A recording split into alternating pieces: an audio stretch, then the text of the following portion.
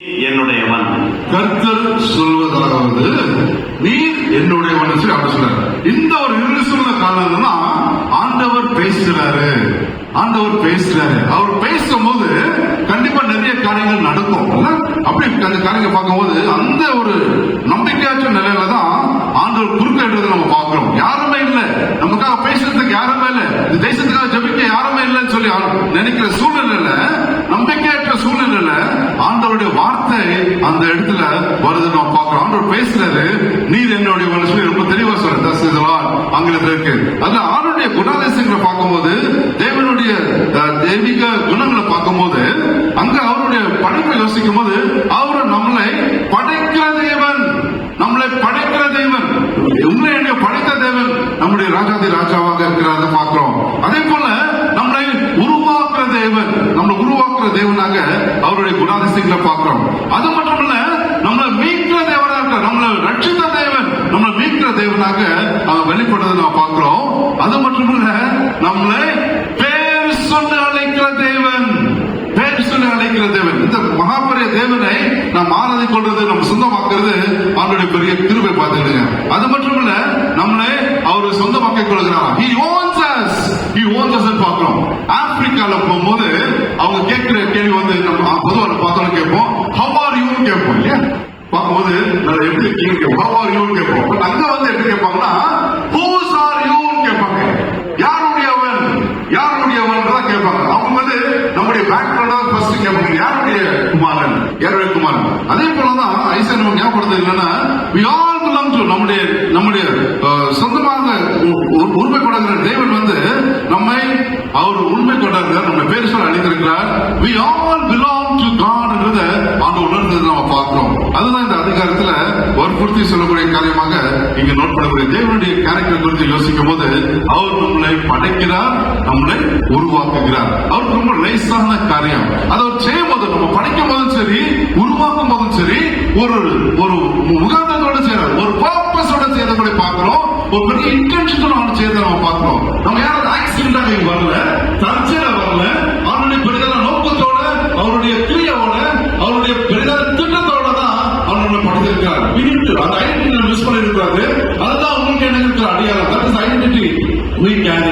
ஆனால் உணர்ந்த காரியம் வந்து, தேவனுடைய பிள்ளைகளாக இன்னைக்கு நம்ம படைக்கப்பட்டிருக்கோம்னா அது அவனுடைய சாயல தான் படைக்கப்பட்டிருக்கிறோம். அவர் உணர்ந்த காரியம் அதுதான். நம்ம அப்படிதான் படைத்தாரு. பாவம் நிபந்தமாக தான் நம்ம அப்படியே கீழே விழுந்து அந்த சாயலை மாறிட்டு, அந்த சாயத்தை திரும்பி நமக்கு திரும்பி தராருன்னா, இட் இஸ் டு ஜீசஸ். அவனுடைய இயேசு கிறிஸ்துவ நாமத்தினால பெற்றுக்கொண்ட ரட்சிப்பு நிபந்தமாக தான் அந்த ஒரு அந்த சாயல நம்ம திரும்பி உருவாக்குறதை நம்ம பார்க்கிறோம். தேவனுடைய கேரக்டர் யோசிக்கும் போது, நம்மளை உண்டாக்குறார், உருவாக்குகிறார். அவர் ஒரு உடன்படிக்கை தேவனாக இருந்து நம்மளை காக்கிற தேவனாக இருக்கிறத நம்ம பார்க்கிறோம். நம்மள வந்து ஆதாம யோசிச்சு பார்க்கும்போது, அவன் உருவாக்கப்படுறான், மண்ணில இருந்து உருவாக்குறான். ரொம்ப லேசான காரியம் தான் அவனுக்கு.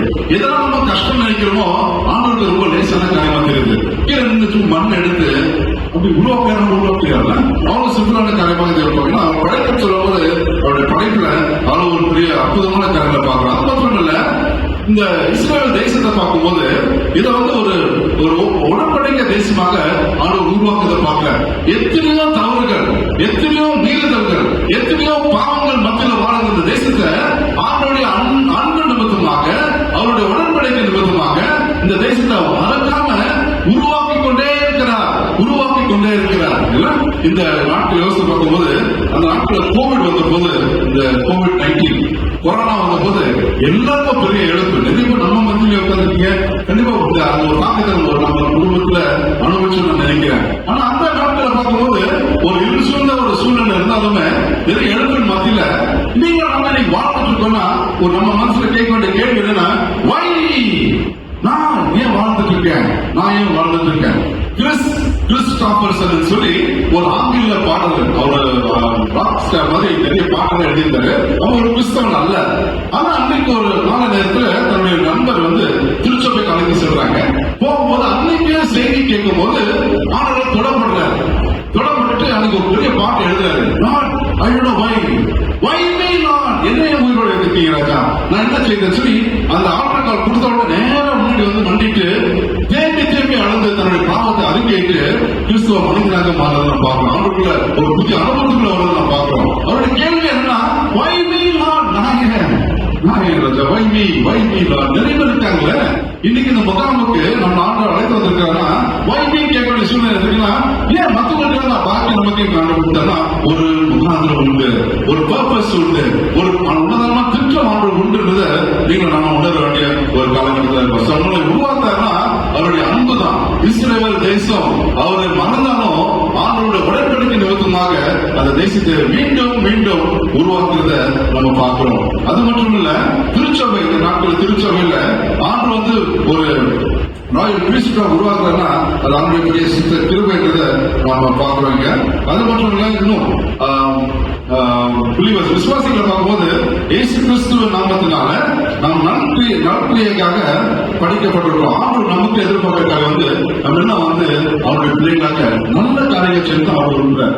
அதுதான் நம்ம திருப்பதி ஆப்பர்ச்சுனிட்டி. மீண்டும் ஒரு முகாம், அடுத்த முகாம் வருவோம் நமக்கு தெரியல. ஆனா இன்றைக்கு நம்ம ஆண்டு விரும்புகிறாங்கன்னா இன்னும் அதிகமான சுத்திகரிப்பு, இன்னும் அதிகமான பரிசுத்தம், இன்னும் அதிகமான ஜெப வாழ்வு, இன்னும் அதிகமான ஈடுபாடு, ஊழியர்களுக்கு அதிகமாக ஆண்டுக்காக செய்யும் போது நம்மளை கொண்டு ஆண்டு பெரிய காரியங்கள் செய்ய ஆண்டு காத்திரத்தை பார்க்கிறோம். நம்மளை உருவாக்குறாரு, நம்மளை உண்டாக்குறாரு. அதுக்காக நம்ம ஸ்தோத்திரிக்கிறோம். அடுத்து ஏசாயா 59:14 இஸ்ரவேல் இப்போதும் யாக்கோபே உன்னை சிருஷ்டித்தவரும் இஸ்ரவேலே உன்னை உருவாக்குனவருமாகிய கர்த்தர் சொல்லுகிறதாவது, பயப்படாதே. ஏன்னா அந்த தேசத்துல பயம், உங்களுக்கு பயம் இருக்குன்னு தெரியல, பலருக்கு பல பயம் உண்டு. இந்த நாட்டில் நம்ம இந்த வாழ்க்கையில வாழும்போது பயம் தான் ஹியூமன் லைஃப் டாமினேட் பண்ணக்கூடிய சிச்சுவேஷன் தான் வாழ்ந்துட்டு இருக்கோம். எல்லாத்துக்கும் பயம், மரணம் குறித்து பயம், எதிர்காலத்தை குறித்து பயம், பிள்ளையோட வாழ்க்கை குறித்து பயம், நமக்கு இருக்கிற வியாதிகள் குறித்து பயம், எப்படி இருக்கும் என்னென்ன ஒரு அன்சர்டனிட்டியோட வாழ்ந்து கொண்டிருக்க பயம், இருட்டு கண்டா பயம், ரத்தத்தை கண்டா பயம், தண்ணியை கண்டா பயம், இப்படி பல பயங்கள்னால நம்ம வாழ்ந்து கொண்டிருக்க சொல்ல அவங்களோட வார்த்தை வந்து பயப்படாதே, பயப்படாதே. இந்த கால நேரத்துல நீங்க நானும் இந்த நிலைமையில் ஆண்டு அறிவார், நீங்க அறிவிங்க. ஒரு பயத்தில் நம்ம இருந்தா ஆண்டு சொல்ற வார்த்தை என்னன்னா, பயப்படாது, தெரியாது, நானும் தேவன் சொல்லி நமக்கு உற்சாகப்படுத்தக்கூடிய வார்த்தையாக ஆண்டு சொல்ற காரியம். இந்த இடத்துல ஒரு நமக்குள்ள ஒரு தோல்வி இருக்கலாம், ஒரு ரிஜெக்ஷன் இருக்கலாம், ஒரு பெரிய ஃபியூச்சர் இல்லாம ஒரு சூழ்நிலை நம்ம காணப்படலாம். ஆண்டு சொல்ற வார்த்தை என்ன, பயப்படாது, ஃபியர் நாட். ஃபியர் நாட்ன்றது ஒரு பெரிய ஒரு ஆறுதலான வார்த்தையாக இந்த கருத்தை பார்க்கிறோம். ஆண்டுடைய பணியில வந்து அழைக்கிறதுக்கு முன்னாடி அது மோசக்காலும் சரி, மோசக்கால சொல்றா, நான் உன்னோட இருக்கிறேன்னு சொல்லி, ஐ am with you always Moses, உன்னோட எப்பவுமே இருப்பேன்னு சொல்லி ஆண்டு வாக்கு உறுதிய கடைசி வரைக்கும் மோசங்களோட வாழ்க்கையில ஆண்டு நிறைவேற்றத்தை பார்க்கிறோம். அதனால பயப்பட அவசியமே இல்லை. ஏன்னா நம்ம அழைத்த தேவன், நம்ம அழைக்கிற தேவன் சொல்லக்கூடிய காரியம்னா பயப்படாதா, உண்மையாக சொல்றாரு, பயப்படாத, நான் உன்னோட இருக்கேன்னு சொல்லி மோசைக்கு அந்த தைரியத்தை நமக்கு ஆண்டு தராது. மட்டுமல்ல, யோசுவா பற்றி யோசிக்கும் போது தைரியமா இருக்கு, தைரியமா இருக்க சொல்றாரு. அப்படியே யோசுவாவை நீங்க சந்திக்க போற சவால் இருக்குன்னா, நான் உன்னோட இருக்க, பயப்படாத, நான் உன்னோட இருக்கேன்னு சொல்லி ஆண்டு வாக்குறுதியா இருக்குது. அதே போல எதிர்மையா வாசிக்கும் போது அவர் பார்க்கும்போது அங்கே சொல்லி டோன்ட் பி அஃப்ரேட், பயப்படாத, எகெயின் டோன்ட் பி அஃப்ரேட் சொல்லி யாரெல்லாம் தேவன் அழைத்தாலோ முதலாவது அழைப்புக்கு அடையாளமாக நாம் அழைப்புக்கு அடையாளமாக சொல்லுகிற காரியம் என்னன்னா, நான் உன்னோட இருக்கிறேன், பயப்படாத, don't fear, I am with you தான் அவங்களோட பெரிய ப்ராமிஸான உங்களுக்கு. பவுல் யோசிக்கும் போது மௌனமா இருக்காதுன்னு சொல்றாரு, டோன்ட் பி சைலண்ட், மௌனமாக இருக்காதுன்னு சொல்லி பவுல் அன்று சொல்றாரு. சோ அது பயத்தினால அவனுடைய பிரசனமும் அவருடைய வாக்குத்தத்தமும் நமக்கு விசுவாசம் நிமித்தமாக பயத்தை நாம் மேற்கொண்டு வர முடியும். உண்மையான காரியம் நம்ம முன்னெடுத்து நமக்கு அறிந்த காரியம் தான். அந்த தேவன் நம்மளை வந்து இப்படி ஒரு வாக்குத்தத்தை சொல்றாருன்னா அதுக்கு பின்னாடி ஒரு பெரிய அர்த்தம். ஏன்னா நீங்க நம்மளை படித்த அவருடைய படைப்புனால ஒரு பெரிய நோக்கங்களை உருவாக்கினால பயப்பட வேண்டிய சூழ்நிலை எதுவும் ஆண்டு சொல்றாரு. சூழ்நிலை பார்க்கும்போது கண்டிப்பா நமக்கு ஃபேவரபிளா இருக்காது. அது மத்திய ஆண்டு சொல்லக்கூடிய வார்த்தை என்னன்னா, நான் இருக்கிறேன், ஐ ஹேவ் ரிடீம்ட் யூ, நான் உன்னை மீட்டுக் கொண்டேன், ஐ ஹேவ் ரிடீம்ட் யூ சொல்லி அவ்வளவு உறுதியாக ஆண்டு சொல்லக்கூடிய வார்த்தை வந்து ரொம்ப இன்ட்ரெஸ்டிங்கா இருக்கு. அந்த மீட்டுக் கொண்டேன்றதுக்கு அர்த்தம் என்னன்னா, ஆண்டுடைய காரியனால ஒரு விலை கிரயம் செலுத்தி நம்மளே ஆண்டு விடுவிக்கிறதா பார்க்கிறோம். ஒரு விலை கிரயம் செலுத்தி ஆண்டு நம்ம விடுவிக்கிறதா பார்க்கிறோம். அந்த ரிடம்ஷன் இஸ் நாட் ஃப்ரீ. ஒரு பெரிய விலை நமக்காக செலுத்திருக்காரு. அதனால பழைய ஏற்பாடுல வாசிக்கும் போது, பழைய ஏற்பாடுடைய காரியம் யோசிக்கும் போது அங்க வந்து இந்த அடிமை அடிமைகளை வந்து ஒரு பெரிய விலைக்கிழமை செலுத்திதான் அவங்களை வீட்டுக்கு கொண்டு வந்து நம்ம பார்க்கிறோம். அதான் அவங்க நடத்துறாரு, அதுதான் அவங்க பண்ணியிருக்கேன் உங்களுக்காக என்னோட ரத்தத்தை சிந்தனை சொல்லி ஆண்டவர் ஞாபகப்படுத்துறாரு. அது மட்டுமல்ல, அங்க இருந்த கேப்டிவ்ஸ் சிறைப்பிடித்தவர்களை பத்தி யோசிக்கும் போது அவங்களுக்கும் ஆண்டவர் பெரிய மீட்பு தராரு, அவங்க ரெஸ்கியூ பண்றாரு. எனக்கு வந்து ரிடம்ஷன் இந்த மீட்பு நிமித்தமா தான் அவங்களுக்கு ஒரு புதிய வாழ்வை கட்டளையிட பார்க்கிறோம். அவங்களுடைய காரியங்கள்லாம் கடனெல்லாம் அவங்க கேன்சல். அதனால இதெல்லாம் பழைய ஏற்பாடுல இந்த மீட்புக்கு உண்டான அர்த்தங்கள். புதிய ஏற்பாடுல இருக்க ரெஃபரன்ஸ் பார்க்கும்போது அதுக்கு அர்த்தம் என்னன்னா, இயேசு கிறிஸ்து ரத்தத்தினால நாம் மீட்கப்படுகிறார் சொல்லுங்க. அந்த சிலுவை இல்லைன்னா நம்பிக்கை இல்லை, அந்த சிலுவை இல்லைன்னா பாவ மன்னிப்பு இல்லை, அந்த சிலுவை இல்லைன்னா ரிகன்சிலியேஷன் வாய்ப்பே இல்லை. சிலுவை வந்து நிற்கும் போதுதான் உங்களுக்கு எனக்கு மீட்பு உண்டு. இயேசுவின் ரத்தத்தினால் மட்டும்தான் நமக்கு ரட்சிப்பு உண்டு. இயேசுவின் ரத்தத்தினால மட்டும்தான் நமக்கு விமோசனம் உண்டு. இயேசுவின் ரத்தத்தினால தான் நமக்கு ஒரு புதிய வாழ்வு ஆண்டு கண்டிட பார்க்கிறோம். மகேஷ் மாட்டோ பார்த்து பேசும்போது தம்பி கேட்ட, தம்பி வைட்டு பிடிக்காம சார் அவங்களுடைய சீடு நாங்க மாற்றி அப்படிங்கும்போது, ஐயா இந்த மாவட்ட மக்கள் நாங்க இந்த சமுதாயத்துல எந்த ஒரு அடையாளம் இல்லாம வாழ்ந்துட்டு இருந்தோம். No identity at all. அவர் சொல்றாருன்னா, we were treated like pigs. பன்றியை போல நடத்தப்பட்டோம். யாரும் எங்களை பதிலையா? நீங்க அனுப்பிட்டீங்க மிஷனரிஸ், அவங்க வந்து வேதாந்தத்தோட தான் வந்தாங்க, வேற எதுவும் கொடுக்கல, சுவிசேஷத்தை கொடுத்தாங்க. இன்னைக்கு இயேசுசாமி எங்களுக்குள்ள வந்ததுனால இவ்வளவு பெரிய மாற்றங்களை ஆண்டவர் செய்திருக்காரு பார்க்கிறோம். ஆண்டவர் வீட்டில் இருக்கிறார். உங்களுடைய சாட்சி அதான் இருப்பாங்க, என்னுடைய சாட்சி அதுதான். உண்மையால இன்னும் நமக்கு இயேசுவின் ரத்தத்தினால அவர் தருகிற மீட்பை அனுபவிக்கணும் அவர் விரும்புகிறார். இரண்டாவது காரியம், நம்முடைய குற்ற உணர்வு வந்து நம்ம மன்னிக்கக்கூடிய தேவன் அவர். அதனால அவர் சொல்லக்கூடிய வார்த்தைகள் வந்து ரிடம்ஷன் சொல்லும் போது நம்முடைய குற்ற உணர்வுல அவர் மன்னிக்கிறாரு. அது மட்டுமல்ல, சிறைச்சாலை நம்மளை வந்து விடுவிக்கிறார். யாரெல்லாம் தொலைந்து போங்களோ அவங்க ரெஸ்டோர் பண்றதை நம்ம பார்க்கிறோம். அவங்க திருப்பி யாரை கொண்டு வரதை நம்ம பார்க்கிறோம். அதே போல என்ன நடத்தாங்கன்னா, யாரெல்லாம் ஸ்லேவா இருக்காங்க அவங்களை ஃப்ரீ பண்ணுங்க, அவங்க விடுதலை பண்றதுதான் அவங்களுக்கு பெரிய நோக்கமாக இங்க இந்த புதிய ஏற்பாடு நம்ம பார்க்கிறோம். ஒரு அல்டிமேட் காலேஜ் உன்னதமான அழைப்புன்னு சொல்லி பார்க்கும்போது அங்க ஆண்டவருடைய பிள்ளைகளை நம்ம மீட்டு எடுத்துக்கணும்னா, நீங்க நானும் ஆண்டவருடைய பிரதிநிதியாக இந்த சுவிசேஷ பணிக்காக இந்த ரட்சிப்பு மக்கள் மத்தியில் போய் சேரும்படியாக நம்மளை ஆங்கிலத்தில் இந்த வார்த்தை அம்பாசிடர்ஸாக கூறுகிறார். அம்பாசிடர் சாதாரண மனிதர்கள் அல்ல, தேவனுடைய சாட்சிகள் சொல்லும் போது நீங்களும் நானும் அம்பாசிடர்ஸ் அவருடைய பிரதிநிதியாக இந்த நாட்டுக்கு மட்டும் இல்ல, இந்த தேசத்துக்கு நம்ம ஒரு பிரதிநிதியாக ஆண்டு நிறுத்தத்தை பார்க்கிறோம், பயன்படுத்துறதை பார்க்கிறோம், உபயோகிக்கிறத பார்க்கிறோம். அதான் ஆண்டு இந்த வீட்டு பணியில தான் இந்த பிளான் ஆஃப் சால்வேஷன் சொல்றது. இந்த ஆண்டோடைய பிரதான திட்டத்துல நீங்க நானும் பங்கு பெறணும் விருப்பம்.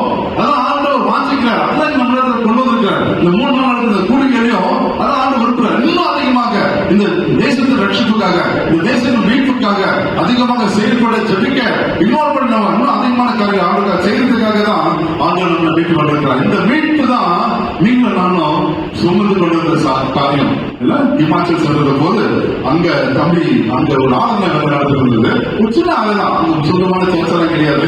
அங்க நடந்த 2 பில்டிங்ல ஒரு 10-20 பால்ல தான் ஆராதனை நடந்துட்டு இருந்துச்சு. ஆராதனை ஆரம்பிக்க உடனே திடீர்னு நல்ல டைம் போது ஒரு 2 மணி நேரம் தேவன் ஆராதிச்சிருப்பாங்க. புதுச்சி பாடி அப்படி அவ்வளோ வைப்ரண்டா லைவ்லியா அந்த மக்கள் பாடிட்டு இருந்தாங்க. பாட்டு முடிஞ்ச உடனே சாட்சி நேரம் வந்துச்சு. பொதுவா சாட்சி நேரம் நிறைய திருச்சபைகள் இருக்காது, பட் நம்ம எஃப்எம்பி சபைகள் அது நிச்சயமா உண்டு. ஏன்னா அங்க ரெண்டு சாட்சிகளை கேட்கும் போது கைவெளி கால்வெளி சொல்ல மாட்டாங்க. இந்த மனிதர் நேபாள இருந்து வந்த சோதரன் வந்து இருந்தாரு. எனக்கு அவர் சாட்சி சொல்றாரு, ஐயா நான் மறைத்து போனேன், இன்னைக்கு உயிரோட இருக்கிறேன்னு. எனக்கு ஒரு ஷாக் அது என்ன சொல்றது இந்த மனுஷன். அப்ப டக்குல கேட்கும் சொன்னாங்க, சார் ஐ வாஸ் டெட், நான் மறைத்து போனேன், உயிரோட வாழ்ந்துட்டு இருக்கேன்னா வந்து ஜெபித்தாங்க. ஏசு சுவாமியை நம்பினேன், என்னை மீட்டு கொண்டார், என்னை ரட்சித்தார், எனக்கு புது வாழ்க்கை தந்தார் சொல்லி அருமையான சாட்சி சொன்னார். அது போல 10-20 பேர் எழுதி நின்றாங்க. அப்ப மிஷன் டைம் இல்ல, தயவுசெய்து உட்காருங்க, அமருங்க சொல்லி எல்லாம் அமர்த்தினாரு. பிறகு ஒரு பாப்பா, அவர் 11 வயசு இருக்கான் பிள்ளைக்கு, தப்பித்தான்னு சொல்லி அது பேரு. அவன் எழுதி நின்று சாட்சி சொல்ல முன்னாடி வந்தவங்க நின்ன மாத்திரத்துல விழுந்துட்டான். என்ன ஆச்சுன்னு தெரியல எங்களுக்கு. அப்படியே கீழே விழுந்தா பிளாட் தண்ணி தெளிக்கிறோம், ஃபேன் போடுறோம், ஒன்னும் வேலைக்காக அப்படியே படுத்த படுக்கையில அப்படியே நிற்கிறான். என்ன செய்யறதில்ல. அப்படிதான் மிஷனரி அவன் ஸ்டூடெண்ட் இருந்தான் இல்லைங்கள. அந்த தம்பி எழுந்து ஞாபகம் சேர்ந்த கண்களை மூடி ஜெபிப்போம் சொல்லி சொல்றாரு. நான் பார்த்து என்ன நடக்குது தெரியலையே சொல்லி பார்த்துட்டேன். கண்ணை மூடணும்னு அவன் சொன்னது, கபிதா यीशु मसीह के नाम से जीव उठाना பாருங்க. அடுத்த செகண்ட் அந்த பிள்ளை அப்படியே எழுந்து நின்னுட்டான். ஹalleluya ஹalleluya ஹalleluya. நீங்க நானும் பிரதிநிதின்னு சொல்லும்போது ஆண்டவருக்குள்ள வல்லமை இதுதான்.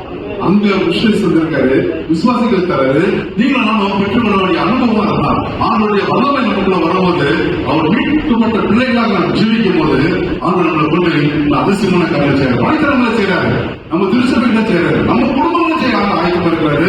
நம்ம மறந்துவிட நம்முடைய அடையாளம் அம்பாசிடர்ஸ். இந்த மீட்பு பணிக்காக தேவன் நம்மளை ஒரு பெரிய அம்பாசிடராக வைத்திருக்க நாம் பார்க்கிறோம். அது மட்டும் இல்ல, நான் பேசுற அழைத்தேன். இந்த அழைப்பு வந்து ரொம்ப முக்கியமான அழைப்பு பார்த்தீங்க. ஏன்னா பேர் சொல்லி அழைக்கிறது, காமனாக சொல்லல, பேர் சொல்லி அழைக்கிறார். இது ரொம்ப ஆச்சரியமா இருந்தது. இந்த பேர் சொல்லி அழைக்கும் போது இந்த அழைப்புல நிறைய மாற்றங்கள் வருது. சாதாரணமான மனிதர்கள் தான் அசாதாரணமான காரியங்கள் செய்யறாங்கன்னா அந்த தேவன் அழைப்புக்கு ஈடாக தன்னுடைய வாழ்க்கை அர்ப்பணிக்கும் போது அதுக்கு ஏற்ப ஆண்டவர் பயன்படுத்துறது நாம் பார்க்கிறோம். இங்க சாதாரண மனிதர்கள் தான். அந்த அழைப்புன்றது வந்து ஒரு சாதாரண அழைப்பு அல்ல. அவருடைய சத்தத்தை கேட்கும் போது அது ஒரு ஜென்டல் வாய்ஸ், ஒரு சின்ன விஸ்பரா தான் இருக்கும். கத்த மாட்டாரு, மைக்கெல்லாம் கத்த மாட்டாரு. உங்க பக்கத்துல பேசுவாரு, தட்டி கொடுப்பாரு. நல்லா நடந்துட்டு இருக்கல சந்தியா மேடல சரி, நடந்த எல்லா நிகழ்வுகளையும் பாரு, நடந்த எல்லா ப்ரோக்ராம்ஸ்லயும் அவங்களோட பேசிக்கொண்டே இருக்கிறாரு. அந்த வெளிய சத்தத்தை விட்டுறாதீங்க, மறந்துடாதீங்க. தயவு கூர்ந்து அவருடைய சத்தத்துக்கு கீழ்படியும் போது அவருடைய நிச்சயமாக நம்ம பேரை சொல்லி அழைக்கிற தேவன் ஒரு பெரிய நோக்கத்துக்காக நம்ம உருவாக்குறத பார்க்கிறோம். ஏன்னா அழைப்பு சொல்லும் போது அவருடைய அழைப்பு ஒரு தெய்வீக அழைப்பா இருக்குது. இட் இஸ் நாட் ஆர்டினரி, இதோ மனித கூப்பிட்டு அல்ல, ஆனா it is divine God from God. தேவன் நம்மளை வந்து பேர் சொல்லி தனித்தனியாக பேர் சொல்ல அழைக்கிற தேவன், இண்டிவிஜுவலாக தேவன் நம்மளை பேர் சொல்ல அழைக்கிற தேவன். நல்ல மேற்பட் யோவான் வாசிக்கிறாங்க இல்லையா, நல்ல மேற்பட் தன்னுடைய மந்திர ஆற்றுல பேர் சொல்லி அழைக்கிற தேவன். நம்ம மந்திர பிள்ளைகளை ஆண்டு அடைந்திருக்கிறார், நம்முடைய தேவன் அடைந்திருக்கிறார். நீங்க நான் யாரு சொல்லி ஆண்டு அடைந்திருக்கிறார். அது மட்டுமல்ல, நம்முடைய பேரை சொல்லி கூப்பிடும் போது அது ஒரு பெரிய ஒரு ஓனிங் இருக்கு பாத்தீங்க, ஒரு பிலாங்கிங் இருக்கு. அதை நம்ம உணரணும். He knows everything. நம்ம பத்தி எல்லாமே தெரியும். அவருக்கு மறைவான காரியம் எதுவுமே இல்லை, எதுவுமே இல்லை. ஆதாம் எங்க இருக்கப்பா, உன்னை பத்தி எல்லாம் தெரியும், எங்க ஒழிஞ்சிட்டு இருக்க, வெளியே வான் கூப்பிடுறதுல உன்னை சந்திக்க வந்திருக்க, நீ எங்க இருக்க ஆதாம கேட்கும் போது அவன் பயப்படுறான். ஏன்னா பாவம், அவனுக்கு பாவத்திற்கு மாட்டிக்கிட்டதுனால தவிக்கிறான். But God says, Adam, I know everything. உன்னை பத்தி எல்லாமே தெரியும் ஆதாம் என்றார். நெத்தானியேல் மரத்து பிறகு ஒழிஞ்சுக்கிறான்.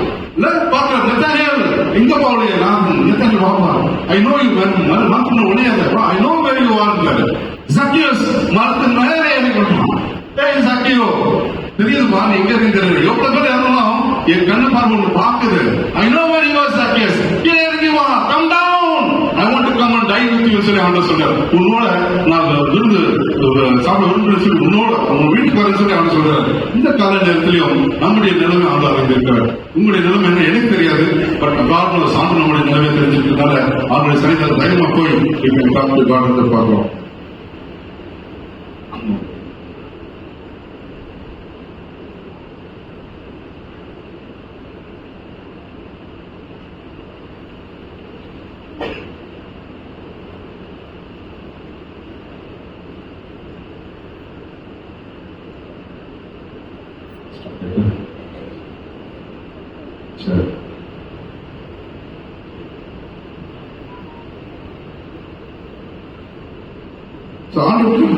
நம்மளை பத்தி எல்லாம் தெரியும் சொல்லும் போது இன்னும் ஆடாம், மோசே, சாமுவேல், நிறைய எல்லாரும் குறித்து பார்க்கும்போது ஆண்டவர்களுடைய காரியத்தை தெரிஞ்சதை பார்க்கணும்.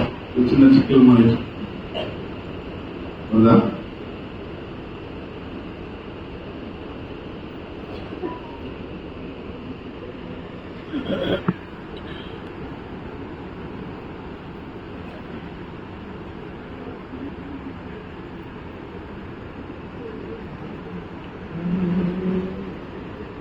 சரி, பரவாயில்ல. அதாவது ஆண்டவர் எல்லாம் அறிந்திருக்காரு சொல்லும் போது அவருடைய பிரசனத்துல அவருடைய பார்வையில எதுவுமே மறைவா இல்லைன்றதை உணரணும். இந்த கால நேரத்திலும் அவருடைய ஞானத்துக்கு வந்திருக்கிறாங்கள ஆண்டு அறிந்திருக்கிறார். நம்மளுடைய காரியங்களை யோசித்து பார்க்கும்போது எல்லாமே அவருக்கு தெரியும். அவருக்கு மூடி மறைக்கிறதுக்கு எதுவுமே முடியாது, சாத்தியமே இல்லை. கண்டிப்பா ஆண்டவர் எல்லாரும் அறிந்திருக்கிறார். அதிலிருந்துதான் பேரை சொல்லி நம்ம அழைக்கிறார். நமக்கு எந்த தகுதியும் இல்லை, தகுதியற்ற நமக்கு பேர் சொல்லி அழைக்கிறோம்னா நம்ம பெற்றோட பெரிய பாக்கியம். நம்முடைய கண்ணீர்களை தேவன் அறிவார், நம்முடைய பேட்டர்ஸை தேவன் அறிவார், நம்முடைய ஜட்டங்களை தேவன் அறிவார், நம்முடைய பயங்களை தேவன் அறிவார், நம்முடைய எதிர்பார்ப்பு நம்ம ட்ரீம்ஸ் எல்லாம் ஆண்டு அறிவார்ன்றதை அவன் உலகத்தை பார்க்கிறோம். ஐசக் தெரியும், எல்லாரும் நம்மளுக்கு இருந்து ஆண்டு தெரியும். அவருக்கு மூடி மறைக்கக்கூடிய ஒரு சூழ்நிலை இல்ல. இந்த கால நேரத்துல நம்முடைய நிலைமை எதோ அதெல்லாம் ஆண்டு நிச்சயமாக செய்வார். ஆண்டு சொல்லுகிற வார்த்தை என்ன? I have created you. நான் உன்னை உன்னை படைத்தேன்னு சொல்லி அவர் சொல்றாரு. நான் உன்னை உருவாக்குனேன்னு சொல்லி அவர் சொல்றாரு. அது மட்டுமில்ல, நான் உன்னை மீட்டுக் கொண்டேன்னு சொல்லி சொல்றாரு. அது மட்டுமில்ல, நான் உன்னை பேர் சொல்லி அழைத்தேன்.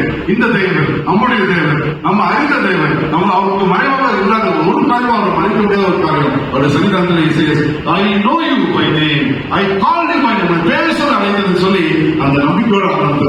அது மட்டும் இல்ல, யூ ஆர் மைன்.